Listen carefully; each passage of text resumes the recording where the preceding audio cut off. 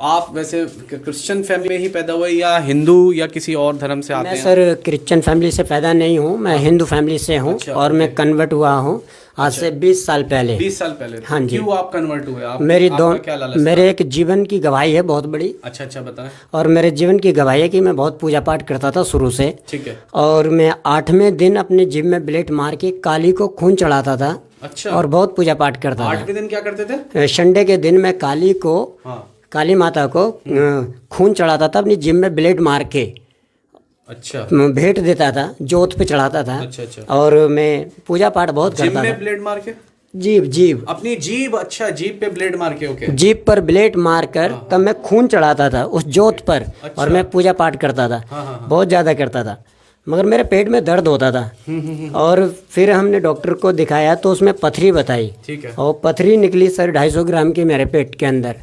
तो डॉक्टर ने बोला बचेगा नहीं, मगर हाँ, मगर परमेश्वर की दया मुझ पर हुई कि मैं परमेश्वर को नहीं जानता था, मगर वो मुझे जानते थे। उन्होंने मुझे बचाया।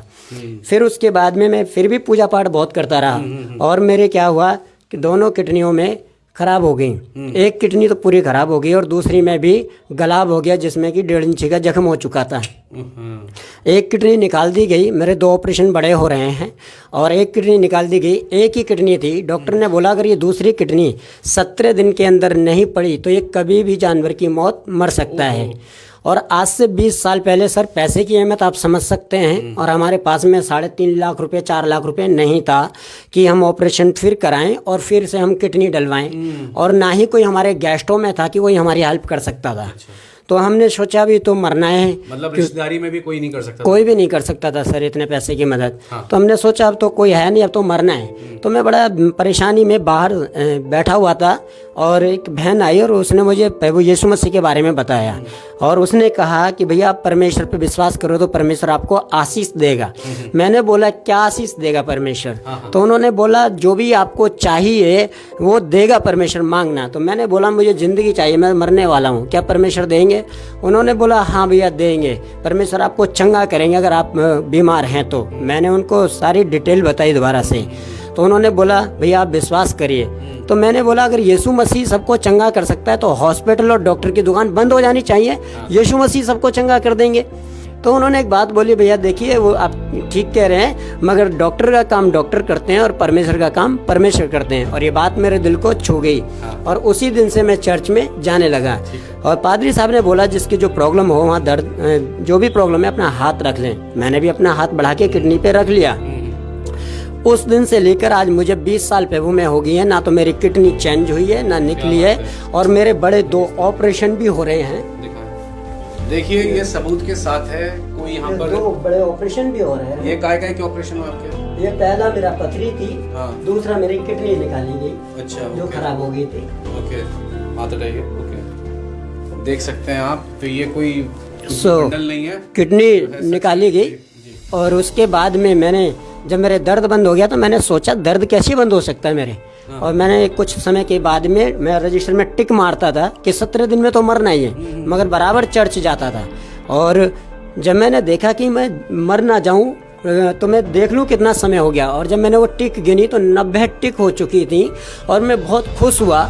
और मुझे ज़्यादा कुछ नहीं आता था, ना प्रार्थना करनी आती थी ना कुछ आता था, मगर मैं हालेलुया हालेलुया बोलने लगा।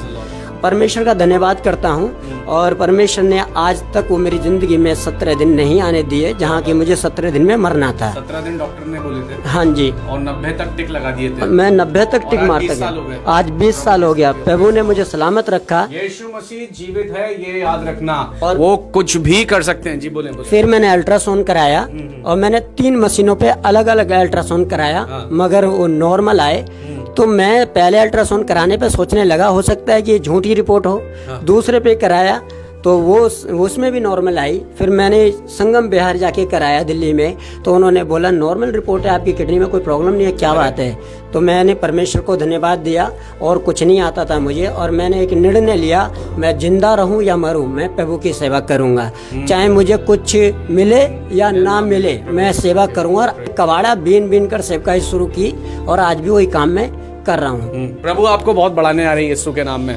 तो इसीलिए लोग यीशु के दीवाने हैं, क्योंकि प्रभु असंभव को संभव करते हैं। वो बिल्कुल डेथ बेड पे थे और कैसे प्रभु ने वहाँ से निकाला।